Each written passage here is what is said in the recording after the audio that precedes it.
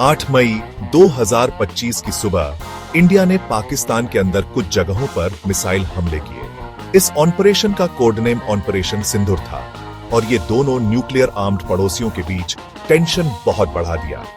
Indian government ने कहा कि ये हमले 9 खास जगहों पर किए गए थे जिन्हें टेररिस्ट इंफ्रास्ट्रक्चर बताया गया था। ये जगहें पाकिस्तान और पाकिस्तान के कब्जे वाले कश्मीर में फैली हुई थी। ये हमले सिर्फ एक ही जगह पर नहीं थे।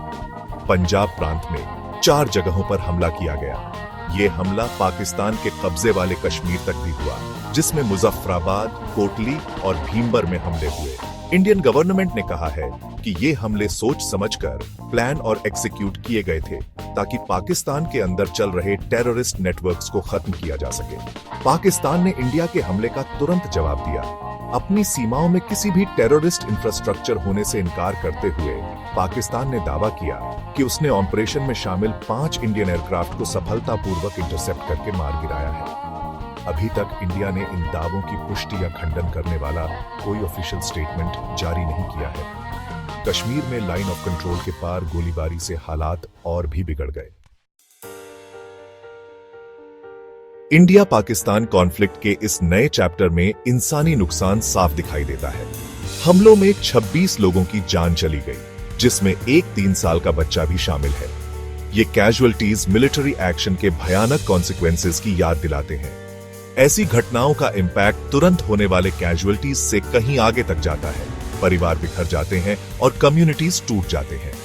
हिंसा सिर्फ पाकिस्तान तक ही सीमित नहीं रही। इंडियन हमलों के बदले में पाकिस्तानी फोर्सेस ने इंडियन कश्मीर में टारगेट्स पर गोलीबारी की। इस क्रॉस बॉर्डर फायरिंग में और भी लोग मारे गए, जिसमें कम से कम 10 सिविलियंस के मरने की खबर है। इन डिस्प्यूटेड रीजन्स में रहने वाले सिविलियंस अक्सर ऐसी लड़ाई का शिकार होते हैं जो दशकों से इस रीजन को परेशान कर रही है।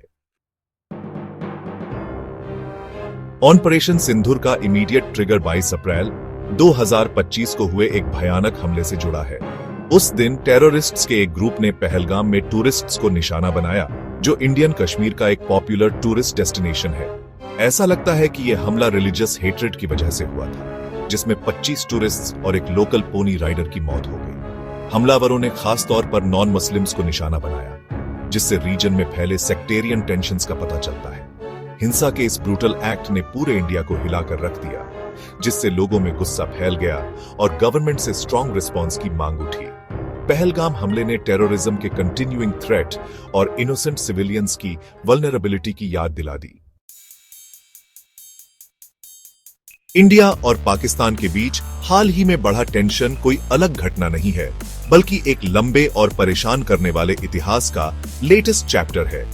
इस कॉन्फ्लिक्ट की जड़ें 1947 में ब्रिटिश इंडिया के बंटवारे से जुड़ी हैं, जिससे 2 अलग और इंडिपेंडेंट नेशंस बने, इंडिया और पाकिस्तान। बंटवारा एक अशांत पीरियड था जिसमें वाइड स्प्रेड वायलेंस और डिस्प्लेसमेंट हुआ, जिससे दोनों नए बने नेशंस के बीच मिसट्रस्ट और एनिमोसिटी की लेगेसी रह गई। इंडिया और पाकिस्तान के बीच सबसे बड़ा मुद्दा कश्मीर का डिस्प्यूटेड टेरिटरी है। दोनों देश इस रीजन पर अपना दावा करते हैं और ये डिस्प्यूट 1947 से कई वॉर्स और मिलिट्री कॉन्फ्रंटेशंस का मेन फ्लैश पॉइंट रहा है। 1947 से 48 का कश्मीर युद्ध, 1965 का इंडो पाकिस्तान युद्ध और 1999 का कारगिल युद्ध कश्मीर को लेकर हुए विनाशकारी कॉन्फ्लिक्ट्स के कुछ एग्जाम्पल्स हैं। 2019 का पुलवामा हमला, जिसमें एक सुइसाइड बॉम्बर ने 40 इंडियन सिक्योरिटी पर्सनल को मार डाला था, और उसके बाद इंडिया द्वारा किए गए बालाकोट एयर स्ट्राइक्स हाल के वर्षों में टेंशन बढ़ने के मुख्य कारण हैं।